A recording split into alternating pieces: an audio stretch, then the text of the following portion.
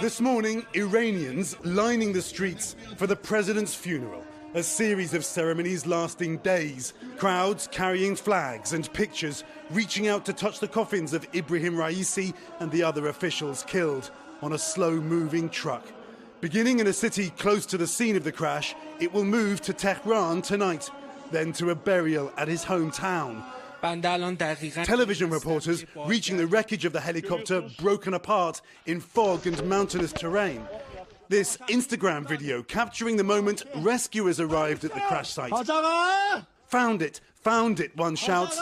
Then the grim reality takes hold. They cry out, pray and sob.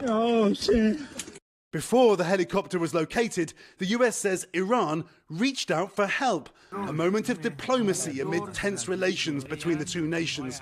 The State Department saying ultimately it couldn't help for logistical reasons.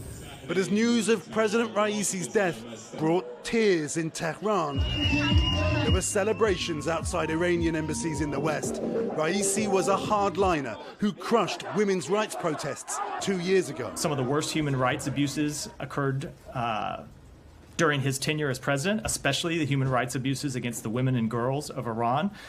That said, we regret any loss of life. Iran racing to signal stability. Raisi was talked about as a possible successor to the 85-year-old supreme leader. But it is an opaque process. And an advisor to the government reached in Tehran, suggesting to NBC News he was not an official candidate. Contrary to what some people in the West were saying, he was not any candidate for the position of leader. He says there will be no change in foreign policy, while a date for new presidential elections has been quickly set, late June. So just a few weeks from now. Keir, the world has had a day now to react to this sudden news. Any indication that there could be a shift in diplomacy in the wake of all of this? Any idea?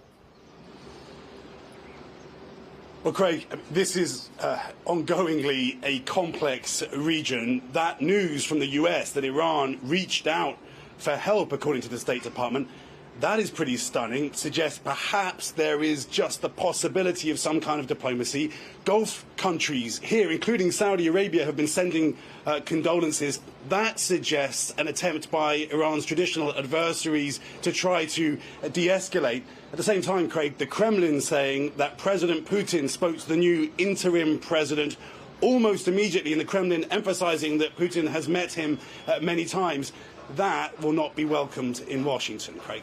All right. Our chief international correspondent.